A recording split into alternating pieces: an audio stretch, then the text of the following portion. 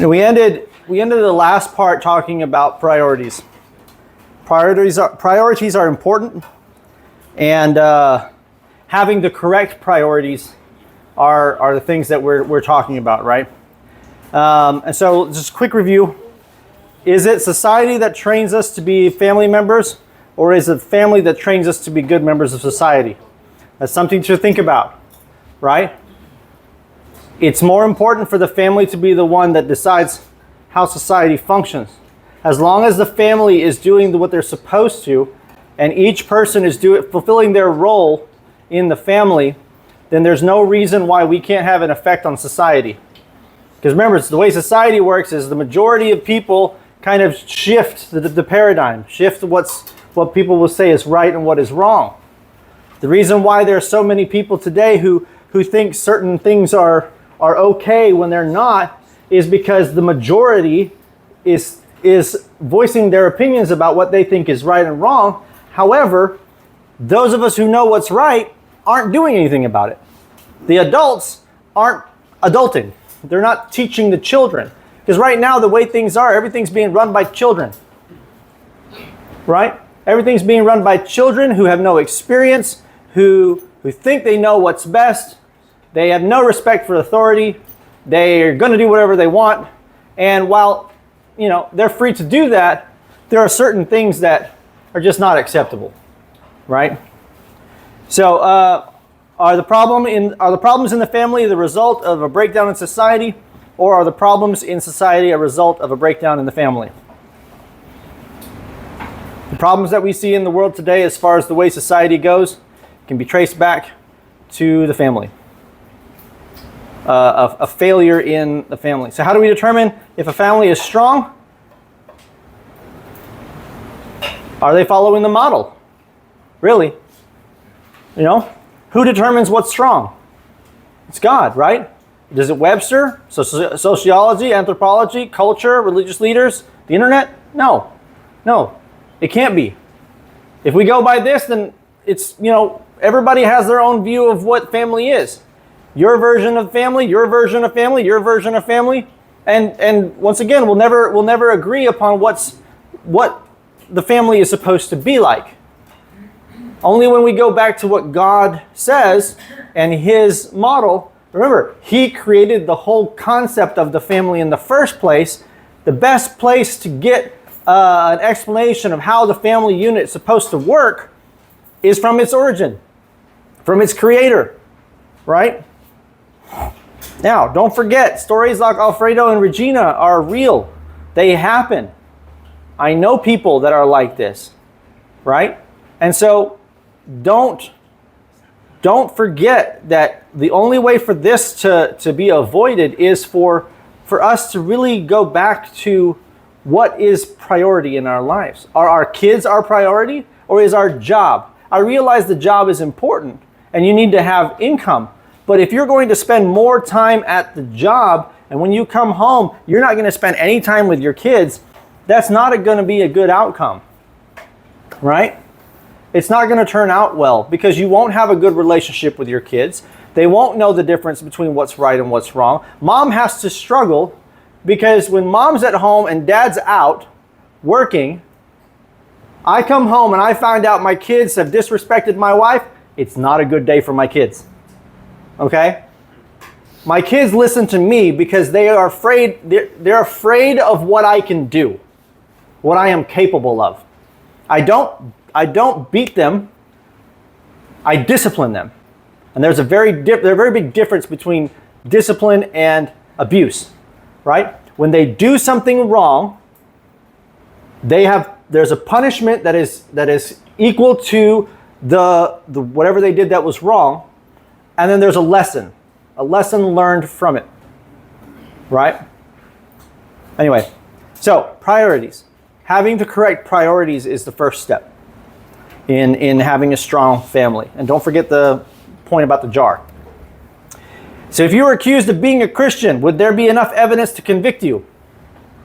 That's something to consider, right?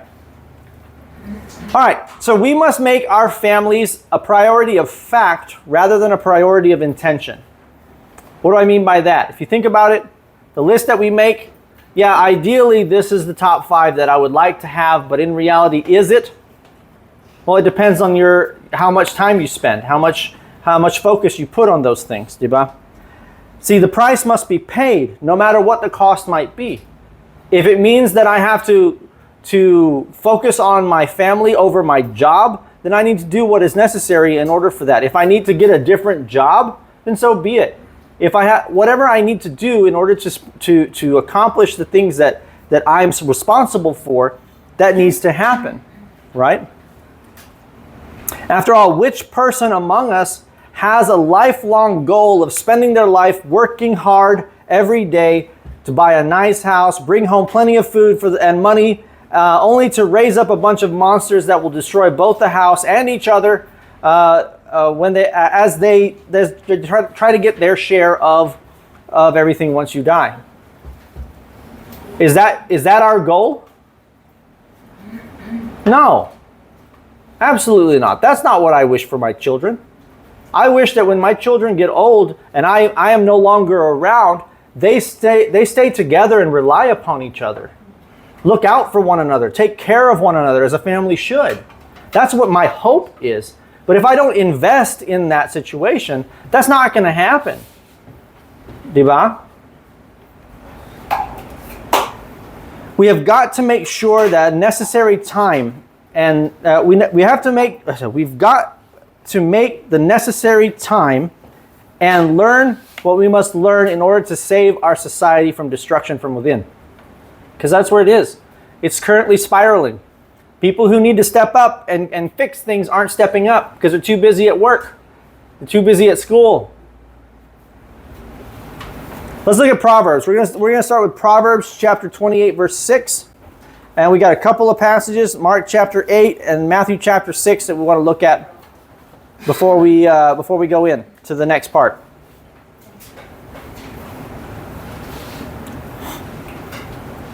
Proverbs 28, verse 6. What does it say?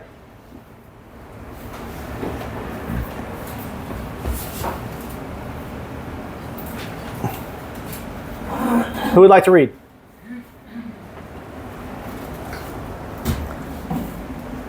Anybody?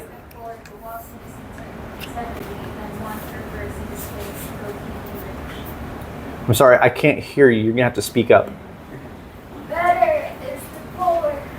Better is the poor. Walks in his integrity. Okay. Than one who lives in his ways, though he be rich. Okay.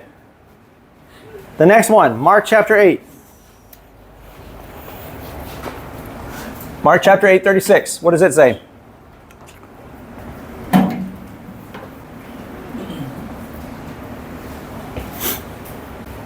That last one. Better is it to be poor and walk in integrity than to be rich.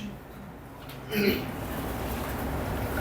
what does it profit a man to gain the whole world and forfeit his soul? Okay. What does it profit to gain the whole world but forfeit your soul? You know? Next one. Matthew 6, 31 to 33.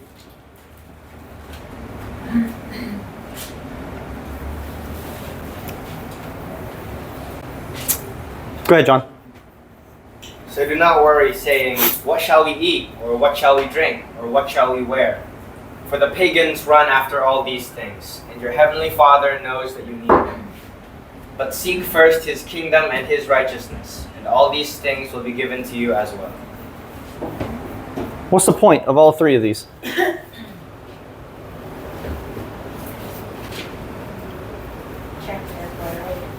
Check your priorities, yeah. I mean, you think about it. If you're prioritizing riches and stuff, that's only temporary. You can't take it with you, right? If your focus in life is to attain wealth so that your children can live a better life or things like this, your priorities are in the wrong place. Let your children worry about their own life. You know? I'm not going to sit here and work my fingers to the bone for my kids to the point where they don't have to work. No, they need to learn the value of money. I try to teach them the importance of a job. What's the phrase? Yeah, it was something having to do with earning by working. I can't remember what the phrase is. Anyway, my point is, my children need to understand that things are not free in life. You want good things, work for it. But you have to understand, you have to prioritize what you feel is important, right? My kids are important to me, right? But if I don't spend time with them, if I don't try to educate them, I don't try to let them learn from life before they get out on their own and have to and be forced to experiment, to find trial and error and things like this. See, I try to impart my experiences on my children. I learned some things from my parents that I try to impart on my children, right? And ideally, that's the way it works. My children are getting to the age where they're teenagers and they're very opinionated and they don't really want to have anything to do with dad because dad's just old and doesn't know anything and anything. Anyway, life nowadays is very different. Technology is different, and he's just an old fart that doesn't know how everything works. And I'm starting to feel that. It's not fun. It's not fun. But at the same time, there is something to be said about life experience. You can learn a lot from the older folks. And so as children, as you guys grow up, don't ignore the advice given by the parents and the adults and the older people, because you'll be able to save yourself from a lot of grief in the future. Anyway, I'm kind of getting off. So our families need to be priorities of fact rather than a priority of intention. Okay, so cause and effect. So we're talking about prioritizing. What else? I mean, you have to understand this idea of cause and effect. What is cause and effect, and how does it work? Can anybody tell me? How does cause and effect work? Usually in a situation where you do something, the result, this action has a resulting effect, right? Cause and effect, right? If a person has a toothache, which is caused by a cavity, he or she can take painkillers to deaden the pain, which is being caused by an infection. However, to get rid of the toothache, one must eliminate the cause of the problem, right? If we know what the problem is, it's like this, a doctor. When you go to a doctor, you have a problem, you go to the doctor, and the doctor tells you what the problem is and prescribes for you drugs or whatever it is, operation, whatever you need to be able to deal with the problem. If they're only going to treat the symptoms, that will never get rid of the problem. You can't treat the symptoms and cause the problem to go away. You have to deal with the problem directly, right? So if you cannot solve the problem by working to eliminate the effect, you can only solve the problem by eliminating the cause itself. If it's a toothache caused by an infection, well, you got to remove the infection, right? So drugs can be taken, but after a while that'll come back if you don't do something about the cavity. Diba? So here's some questions. What are some of the most common causes of family breakdowns and stress? What do you say? Money. Okay, money is a common cause. In what way? Not enough. There's not enough. Okay, there's not enough. Well, okay. That's one. What else? Misunderstanding. Huh? Misunderstanding or a breakdown in communication. Okay. What else? Pride. There's a good one. Selfishness, pride. Ambition. Ambition could be another cause. Right? See, a lot of times when we have situations of the family, there are certain circumstances that happen that usually cause a lot of stress or a lot of conflict between a spouse and between spouses, right? Usually it starts with spouses, but it can also trickle over into the children as well. Let's say, for example, I've done something wrong and my wife gets upset. she gets upset with me, but she also takes it out on the kids. Is that right or wrong? That's not right, because they didn't do anything, right? Or vice versa. She takes it out, the kids did something wrong, she takes it out on me. That's not fair, right? Or she does something and then I get mad and I take it. It doesn't matter, whatever the situation, okay? So there's that kind of situation. Then there's the stress because of money or lack of money. Well, now I have to work another job. Or we both have to work now. So the house situation is left to the kids, but the kids are too young, and so what do we do in this situation? Now we have to have a babysitter or something while we're gone, and it just spirals from there, right? Or there's a lack of communication. Communication, I say something, but she hears something else, right? I'm using my wife because I don't want to use anybody else's family relationship, but my family's not like that. I'm just using this as a hypothetical situation. Anyway, my point. What's my point? There's too little concern for individual needs is one thing to consider. This is one of the major causes of problems in a relationship. Too little concern for individual needs. I have needs, my wife has needs, and if I don't consider her needs and I just do what I want, see, when I'm single, I don't have to worry about anybody else because I have my own self. But the moment I get married, the moment I commit my life to another person, it's no longer about me, it's about us. But just because we're two people that are joined together doesn't mean that we don't have individual needs, right? She has her needs, I have my needs. She's female, I'm male. She has things she needs to do, right? I have things I need to do. And so if I don't consider her side of the situation, then there's a breakdown in the relationship, right? When is a need valid? Who determines when is a need valid? Because I'm the leader of the family, I determine whether or not her need is a valid need or not? No. Right? We have the Bible as a guide, sure. And there are certain things that she may think are needs, but may not be, as well as there may be things that I think are needs, but are not. Like, for example, if I decide that I want to start up my hobby again, I spend, a couple hundred pesos on paints and things like this, but we have problems with our rent and we have problems of this or that or whatever, is this a valid need? No, because we have things that we have to focus on first. We have to pay the rent. We have to pay for the education of the kids. We have to pay. There are certain things that we must focus on first before that extra stuff can happen, right? Priorities. Empathy. Let's go to Matthew chapter 7, verse 12. Matthew 7, verse 12. What does it say?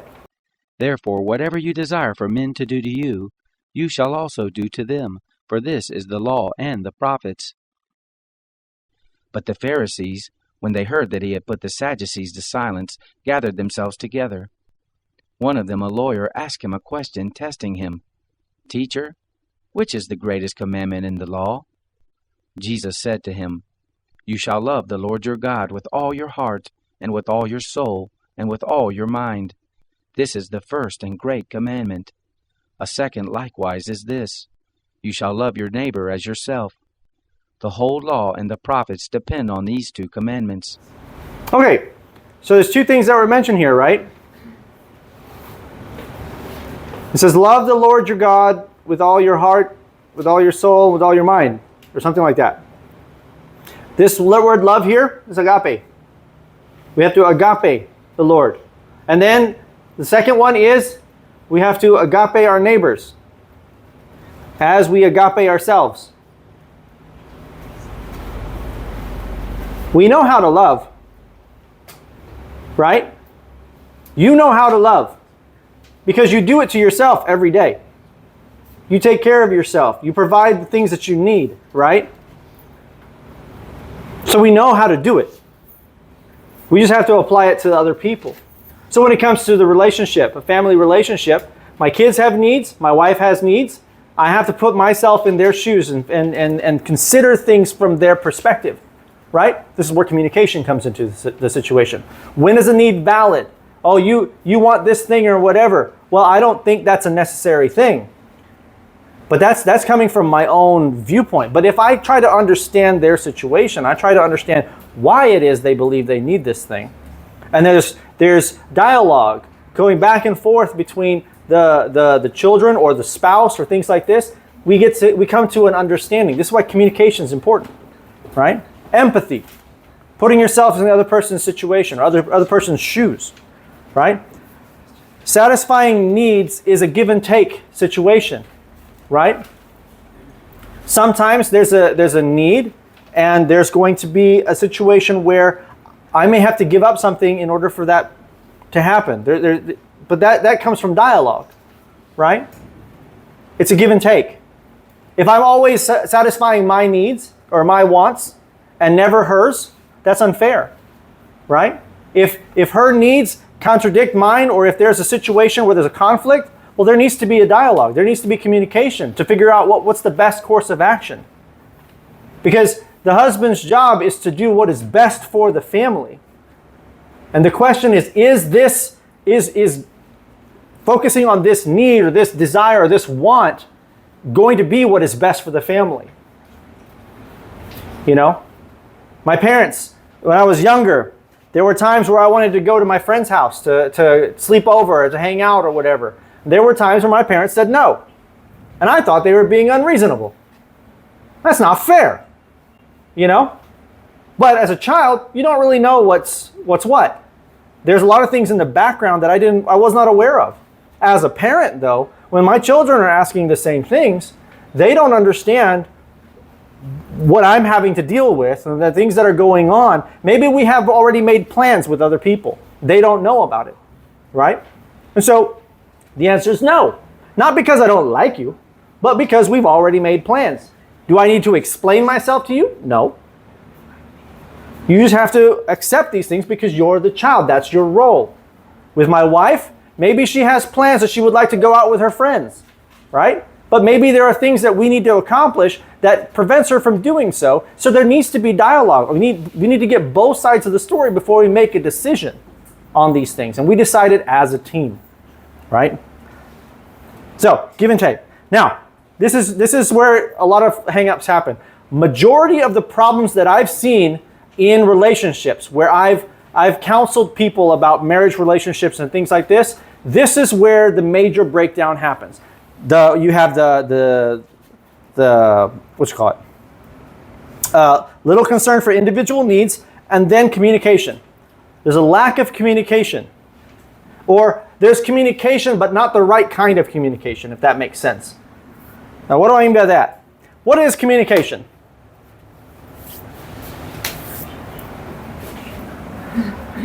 What is communication, and what is the goal of communication?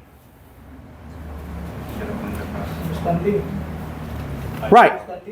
That's what it should be. See, a lot of times when we have issues with communication, a lot of times what's happening is I'm trying to convince the other person that I'm right. Okay? I'm trying to convince the other person that I'm right, and they need to accept what I'm saying because I'm right. Right? Oftentimes that's the issue that we have with communication. And a lot of times when relationships break down, there's a lack of proper communication. What is the goal of communication? The goal of communication should be understanding, not conversion. My goal when I talk to my wife about issues, when an issue comes up and we have to talk about it, we need to talk about it from the perspective of, okay, you need to give me your side of this, and then I will give you my side of this, and then we need to talk about it. But it's not usually like that. It's usually a situation where I want what I want, and this is why I want it, and you need to change your mind. Right? And so when you take that kind of a stance, you're never going to get anywhere because you're now butting heads. There's a conflict, and you can't resolve it because you're not communicating properly. Right? So a lot of problems in the marriage relationship come about as a result of a lack of proper communication. So when we have a situation where we counsel people as far as their marriage or any kind of relationship issues, oftentimes what we'll do is we'll separate them first. We'll talk to the one person and we'll figure out what their side of the story is. Then we'll go and we'll talk to the other person. We'll figure out what their side of the story is. Then we'll put them in the same room. And there's a rule. There's a rule that we have. One person talks, the other person listens and does not interrupt. They're not allowed to interrupt. You give your side of the story. And then when you are done, you stay quiet, you talk, and you give your side of the story. And once both sides of the story are present and on the table, then they can work things out. Because a lot of times the problems come with assumptions that are made based on the information or lack thereof that was given. Does that make sense? You younger guys, you understand that? Okay. Understanding should be the goal when we're dealing with communication. Decision making involves accepting our roles in God's family plan. Okay? What do we mean by that? Well, think about it. If the man is supposed to be the responsible one, the one that's responsible for all of this, he's answerable to God for everything, he gets the final say. In my situation with my wife, if there's a thing that we have a conflict about something, or a conflict of interest, or maybe she wants to do something that I don't think is good for the family, or I want to do something that she doesn't think is good for the family, we have to sit down and we have to talk about it. I give my side of the story, she gives her side of the story, and from there, I now have the responsibility to sit there and think about this situation, and I have to decide what I believe is best for the family in this situation. Diba? Because that's my role. And if I make a decision, then that decision needs to be supported by my wife, because that's her role. And I am now responsible for that decision. If I made the wrong decision, that's on me. But my basis for that decision needs to be based on the things that I see in the Bible. The instructions that God gives. I mean, look at the whole idea of the Christian values and things like this, right? Everything that we do in our family needs to be based upon the teachings that Jesus gave, the teachings that the apostles gave, and the whole idea of the Christian lifestyle, right? And so as long as I'm doing that, then my wife doesn't have to worry about me taking advantage of my position, I guess, in the family situation. Because remember, it's not my family. I am responsible for God's family. She is my sister first and foremost. She's my sister in Christ first and foremost, right? So, as long as I'm doing my side of part of the situation and not getting a big head and thinking I'm the boss and I can do whatever I want. Oh, I'm going to buy this stuff because I can, because I'm the boss. I make decisions. No, that's the wrong mentality to have. But sadly, that's the way the world looks at things. That's the way majority of the family models have it, you know? So, incorrect blueprint for the family structure and its direction. It must be based upon God's plan. Remember, it goes back to the idea of the roles. Everybody needs to fulfill their roles properly. Needs to understand the boundaries that they're not allowed to cross, right? When I make a decision, my wife needs to understand that even though she doesn't like it, even though she may disagree with it, I am still responsible for that decision. I'm answerable to God for it. But she can understand that I make this decision with the understanding of, I'm trying to understand this based on the things that God teaches us, and at the same time, I'm trying to do what I believe is best for our family based upon those instructions, that information. And as long as I do that and fulfill that role as that part of my role, then she doesn't have to worry about anything as far as that's concerned. Does that make sense? So, why will no other way work?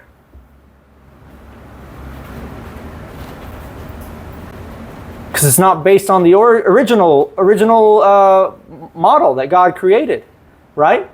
You now have a situation where there's always these conflicts. Everybody thinks they're right. Everybody's, it depends on what kind of culture you're coming from, right? Communication is important. Having the right model is important. Very little time spent together is another reason. We talked about this. Very little time spent, right? Here's something that's very important to consider. Quality versus quantity. Sure, you're busy. However, when you're there, be there.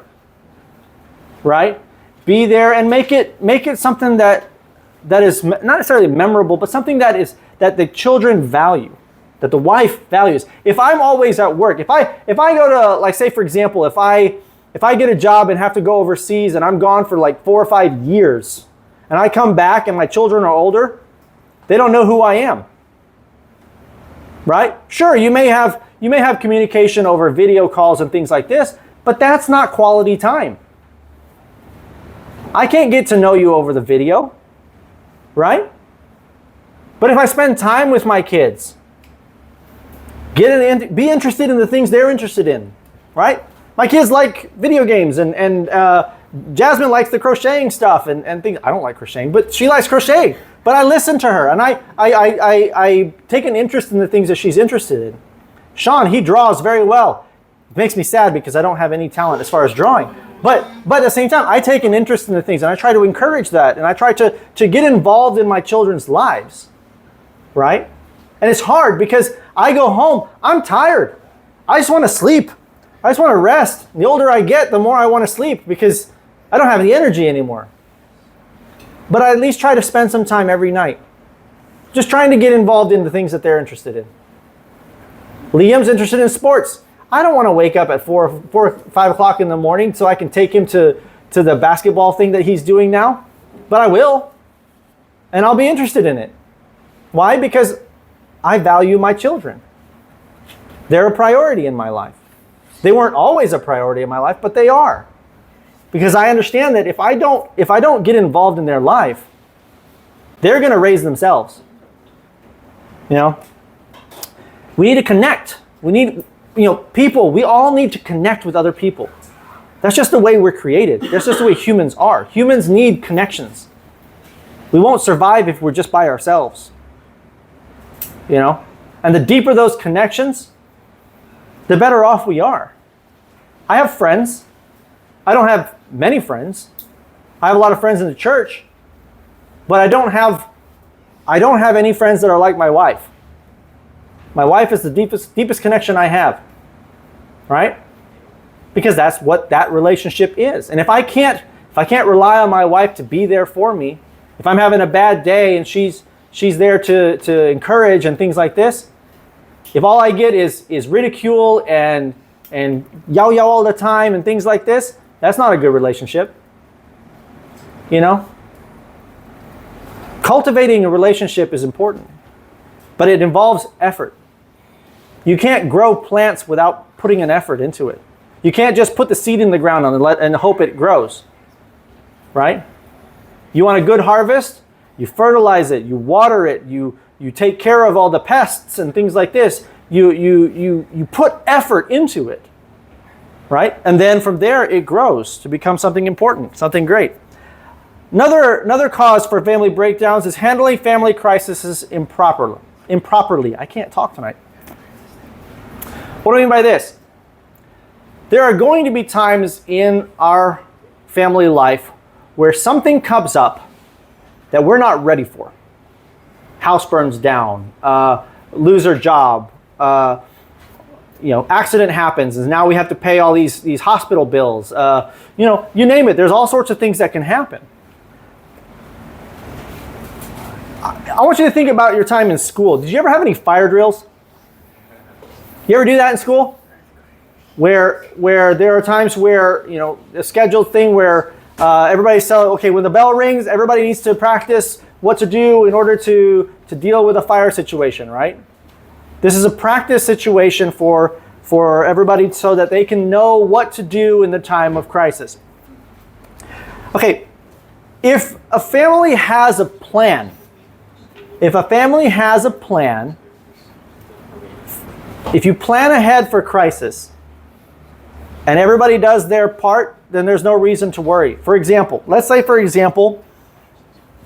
in my house, we have a plan for what to do in case of fire or in case of an earthquake, right? Everybody knows what they're supposed to do. Sean's up on the top floor, and then Jasmine's in her room, and depending on where we are in the house, each and every person knows exactly what they need to do in order to deal with these situations, right? Why? Because if everybody knows what they're supposed to do, the amount of time spent in the dangerous situation becomes less, right? So you can have fire drills for real serious events like fire, or you can even talk about, okay, what do we do in a situation where dad loses his job, or mom loses her job, or somebody gets sick, or somebody gets hurt, that they're now in the hospital for weeks upon end. You know, what do we do in those situations? What are the steps that we need to take in order to deal with these problems as a family unit? Liam can't really contribute because he's a little too young. Jasmine's just at the border. Sean can contribute all he wants, right? All he needs to, not all he wants. All he needs to. But my point is, having a plan of action for a time of crisis is a very important thing. Because if you're prepared and the event happens, then everybody knows what they need to do in order to accomplish this, right? If Sean, let's say for example, if Sean and Liam are in their room, Sean's in the room with Liam, right? Earthquakes happens. I can't go from where I'm at up to the room that they're in. It's better for him to come down. He grabs Liam, and they'll both get out of the house as quickly as possible, right? He knows that he's supposed to do that. Leave everything else. All the stuff doesn't matter. Stuff can be replaced. He needs to get his brother and get out. Jasmine, she knows what she needs to do, right? For Gina and I, depending on where we are in the house, if we're near the important documents, one of us grabs the documents, the other grabs the kids, and we're all out the door. If the documents we can't get to the documents, forget them. We'll replace them. But everybody needs to get out of the door. So we all have a plan of action for what we're supposed to do in a situation like that. And it's not just in those kind of situations. We have plan of action for, what are we going to do in a situation where our finances are not enough? What do we do? Well, we got to cut off expenses on internet or TV or whatever the things. We have to cut those off so that we can still afford what we need to pay for, right? If I have to, I'll sell my car. If I have to, we'll sell different items in the house.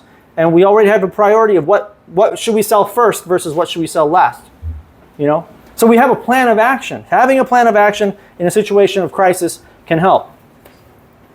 If everyone keeps their part of the relationship sound, then only outside unexpected crisis will happen. Right? How do we deal with a situation where one of the kids decides to rebel? Okay, well, we have a plan for that. What do we do in a situation where, well, there's several different things that we've talked. Anyway, my point is, having a plan is important. Impractical expectations regarding change. Now, here's an interesting one. This affects a lot of newlywed people, more than people who've been married for a longer time. What do I mean by this? When I was dating my wife, I fell in love with the person she was. When I married my wife, the person I married was not the person that I was dating. Now, what do I mean by that? Because if you think about it, during the courtship time, a lot of times people are at their best behavior. There's expectations that it's all great, and you're all high on the emotions and things like this, and it's all great. But when you get married, probably about 2, 3, 4 months in, the real person begins to come out, and that person is not the person that you thought they were, and so there's this discrepancy that you have to either accept or try to change. And so a lot of times we have this mentality, oh, well, anyway, I can change that person, right? However, the truth of the matter is, how far can we change them? How much can we change? If you have, let's say, for example, if if my wife had a certain expectation about me, right? And she had this like bar, if you will, of what she expected from me, but I missed that bar by a lot. There's not a lot she can do to cause me to reach that bar, because I'm an individual person. I have my needs, I have my wants, I have my desires, right? She has her needs, wants, and desires, and there are a lot of things that we have to talk about, right? If you're going to try and force a person to become what you expect them to become, it will never happen. Every relationship, doesn't matter what it is, whether it's best friends, acquaintances, husband and wife, children and parents, doesn't matter, right? There are going to be compromises that are going to need to be made, right? Things that you have to talk about, things that I have to let go of, and things like this. Oftentimes what you'll find in a marriage relationship is usually there's a big problem by the time we get to about the 6-month point. If you can get through that, then the next issue is going to be about the 2-year point. Once you get 2 years into it, you start to realize other things, and you're at the point now where I don't think I can change him, but I can't quite accept everything. So you try to deal with that, and the next issue is probably about the 5-6 year point. At that point, you're just like, all right, I pretty much given up, and whatever's going to happen is going to happen. And you start fighting and stuff like this. At the 15-year mark in my relationship with my wife, I felt very, very alone. Okay? And the reason is because I didn't know how to communicate my feelings to her. She thought everything was great, but it was on me because I did not know how to communicate. I felt alone in my relationship with my wife and my kids, and the reason is because I had certain assumptions and I had certain needs that I felt were not being met. But I never voiced those because I was a guy who did not like conflict. I never liked conflict. In fact, I do everything I can to avoid conflict. But it got to the point where I was just like, I can't do this anymore, right? And so I sat down with my wife and just pretty much just laid it out on the table. And it was a hard discussion. It was something that we had to talk about over the course of a couple of days. But we got through it. And after talking to her about these things and my feelings and how I felt about the situation and all these years of being together and feeling alone and things like this, she didn't realize there was a problem, right? She didn't realize that there was an issue, but because I didn't say anything about it and because I never brought it up, or if I tried to bring it up, she didn't take me seriously, then, she never knew there was an issue. And if I didn't do anything about that, that could have led to a situation where we separate for whatever reason. And that's a very common issue that we see in a lot of relationships, especially ones that go, 10, 15 years, all of a sudden they separate. Why? Lack of communication, expectations, having expectations, unreasonable expectations for the other person. They talk about love languages and such, when we deal with love languages, love languages are great and all, but every person's different. Every person is not, you can't really fit every single person into 4 or 5 different types, because everyone's slightly different. But the idea of love languages, we have these, what were they? Affection? No. Physical touch, for affirmation, acts of service, gifts, and what was the last one? Quality time. So oftentimes what we see is different people can kind of be put into any one of these 5 things. My wife and I are very different when it comes to the type of love language, if you will, that we have. I'm more affirmation and physical touch, right? I kiss my wife all the time. I give hugs. I kiss my children. All these kinds. I hug my sisters and my parents and all these kinds of things. That's how I show love. At the same time, I also feel loved when people acknowledge my struggles or acknowledge my accomplishments. because that's just the way I grew up. Her, on the other hand, she comes from a broken home, a situation where her parents weren't around all the time. She grew up, she was raised by a friend of the family, who she calls her grandmother, but it's not really her grandmother. And so she was raised in a different situation where affection was not a thing. She didn't have affection all the time. And so me, being a person who feels loved by affection and affirmation and not receiving that in the home, I felt I wasn't loved. I wasn't needed. You know? And so anyway, so if she understood that, then she could do something about it, right? And start speaking my language. Her, on the other hand, her acts of service, her love language is acts of service. She takes care of the kids, cleans the house, cooks, and things like this, and that's how she shows love, right? But that's not how I do it. And so when I don't help out in the house, she doesn't feel like I love her. She feels like she's taken advantage of her, things like this. After we got to the point where we understood that, we started trying to speak each other's languages. And our relationship became very good after that point.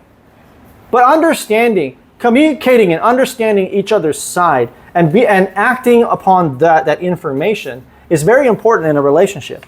If you don't, you won't get anywhere, right? How far can we go in regarding to our expectations for other people? I mean, my wife is very different from me. She had a different upbringing from me. There are expectations that I had that were unreasonable to apply to her. And in the same way, she had expectations of me that were unreasonable as well. But when we communicated those things and we talked about them, we were able to deal with those problems. So how can we survive the individual differences and demands? Communication. And not just communication, but acting upon the information in a way that's beneficial to both. There's give and take. There's always give and take. Remember Romans 12, 1 and 2. Therefore I urge you, brothers, by the mercies of God, to present your bodies a living sacrifice, holy, acceptable to God, which is your spiritual service. Don't be conformed to this world, but be transformed by the renewing of your mind, so that you may prove what is the good and acceptable and perfect will of God. Do you know what metamorphosis is?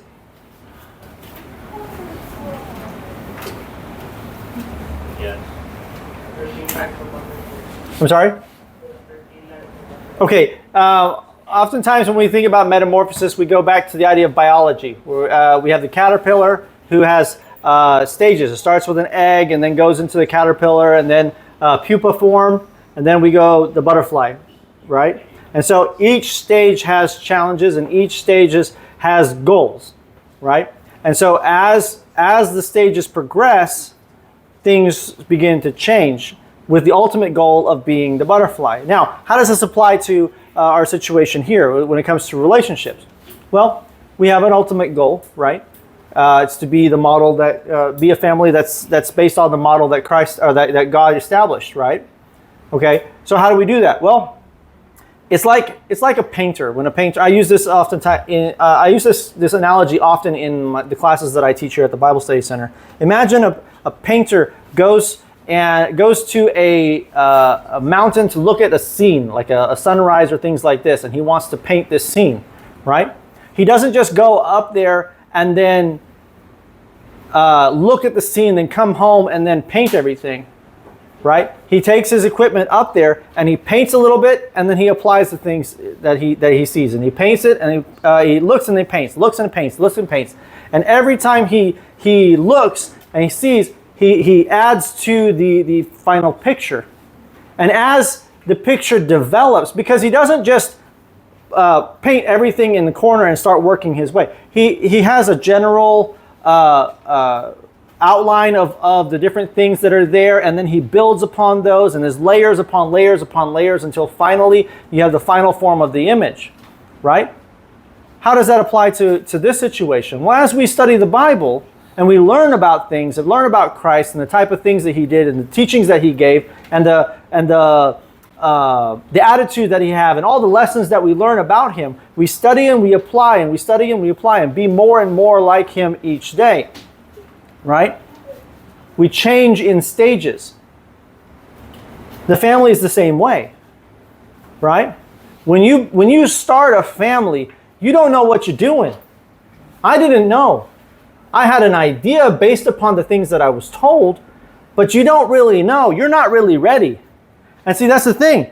We learned together. My wife and I, we had to learn how to raise a family together. But we had a model, right? We had a model that we based it upon, and that was the model that my parents emulated, and there was a model that we see in the Bible, right? And there were things that happened in her family that she did not want to happen in our family.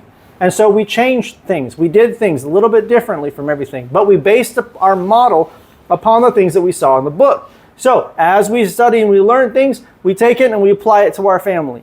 And then we study some more and we apply it. And we study some more and we apply it. It's an ongoing metamorphosis, an ongoing change, right? And as I said, we had that problem for a while. But once we dealt with the problem, every time we deal with the problem, we learn things from each other, about each other. We learn things about our kids. We learn things about how to deal with issues, right? And so as we grow as a couple, as we grow as Christians, we can apply those things to our family and become more and more like the model that God has. Are we there yet? No, absolutely not. We have a lot of problems. We have a lot of issues, but we're doing what we can. We're doing our best. It's hard. It's hard being a single person, somewhat when you have a wife, somewhat pa when you have kids. Gahigulong mga kids. Di ba? So, best way to go about solving problems in the family. What is it? Let's look at Matthew 18. Matthew 18 verses 15 through 17 and Luke chapter 17 verse 3. If your brother sins against you, go, show him his fault between you and him alone. If he listens to you, you have gained back your brother. But if he doesn't listen, take one or two more with you, that at the mouth of 2 or 3 witnesses every word may be established. If he refuses to listen to them, tell it to the assembly. If he refuses to hear the assembly also, let him be to you as a Gentile or a tax collector. How does this apply in the situation of the family? If I have a concern that I bring to my wife, maybe she did something, maybe she said something, maybe she disrespected me or did something that I believe is wrong in the eyes of God, right? What do? Do I tell my friends about it? Do I chismis about it? No, absolutely not, because that's between her and I, right? I go directly to her first and I say, hey babe, there's something I'd like to talk to you about. And so I lay out the situation. She stays quiet because that's the rules, right? I have something I want to say. She stays quiet. See, here's the thing. In a relationship, and if somebody comes to you with an issue, do not think that the issue means nothing. Because the fact that they're bringing it forward means they think it's important. If you don't think it's important, or you think you're just overreacting, that's the wrong mentality to have. Never ever do that, right? If they have come to you and brought you an issue that they have, you need to sit down and you need to listen to what they have to say. Get their side of the story, and then once they present their side of the story, you can present your side of the story, right? That's proper communication. It's the way it's supposed to work, diba? So there's a process involved. How do we deal with problems? It doesn't matter what the problem is. How do we deal with problems? Well, this is the first step. If you have a problem with me, come talk to me. Don't tell other people about it. Don't do it that way. Come talk to me first. If you can't deal with that, then bring a couple of people. Right? There's a process involved. Right? Okay, Luke chapter 17. Let's look at Luke chapter 17. Be careful. If your brother sins against you, rebuke him. If he repents, forgive him. Basically the same as the previous one, right? If somebody does something wrong, if my kids do something wrong, I need to talk to them about it. My wife does something wrong, I need to talk to them about it. Right? If I do something wrong, I hope my wife will talk to me about it. right? You have to communicate. You can't deal with issues. You can't deal with problems. You can't fix things if you don't talk. I learned that the hard way. They didn't like to talk.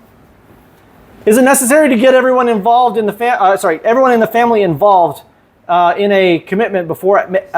Oh gosh, I can't talk tonight. Is it necessary to get everyone in a family involved in a commitment before action is taken?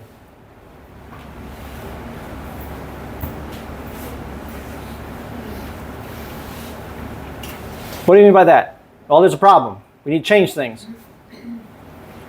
Do we need everybody to commit to it? No. Who do we need to commit to it? Usually the husband and the wife.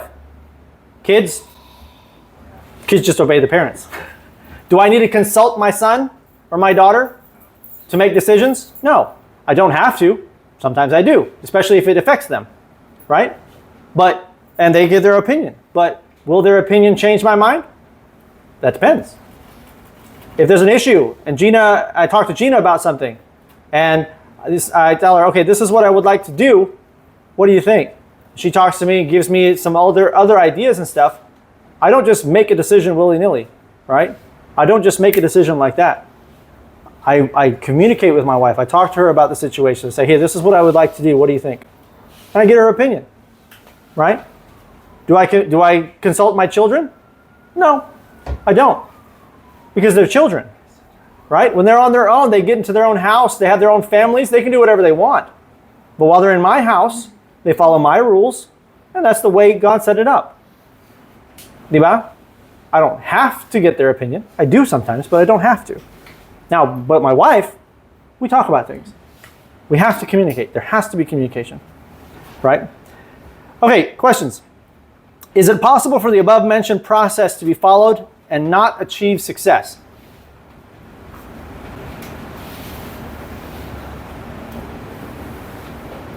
What do you think? Yes, no? Some of you are nodding. Anybody here think no? It's possible if, with this caveat, if everybody involved fulfills their roles the way God expects them to fulfill it. If one refuses to fulfill their role the way God expects, then it won't work. Right? If the machine is running the way it's expected to run, then it will work. But if the parts start to do things that they're not supposed to, then it won't work. Right? What role does a parent's philosophy of child raising play in the shaping of the church in the future? Or how about in shaping our society and the future of our community, our country, and our world? I mean, think about it. That's what shapes everything, right? The things that a parent does as far as raising their children, as far as the husband and the wife working together to raise the children to be a certain type of person, if they put the effort in and they try to mold these children to be the type of people that God wants them to be, when they get out into the world, they will be good examples for the people around us. And they can change the world. But if we don't put the effort in as parents, we don't try to train them and to educate them and to guide them in a way that God expects, then they'll do whatever the heck they want. They'll get in trouble. They'll end up in jail. They'll get into drugs. They'll whatever things you can think of. They'll start being influenced by the people around them who have the wrong mindset about things. Right? And that's not right.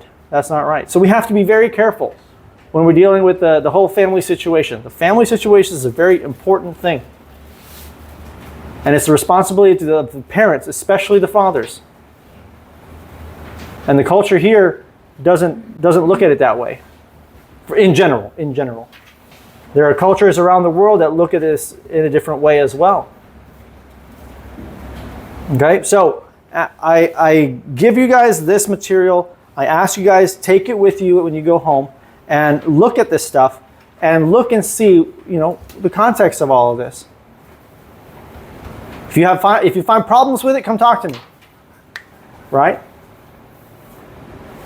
Because all of this is the model of the family needs to be based on the things that God says, because God is the one that created the whole concept of the family and understands it, created it in a way for it to work this way.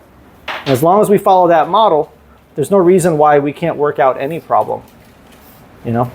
Anyway, so that's it for tonight.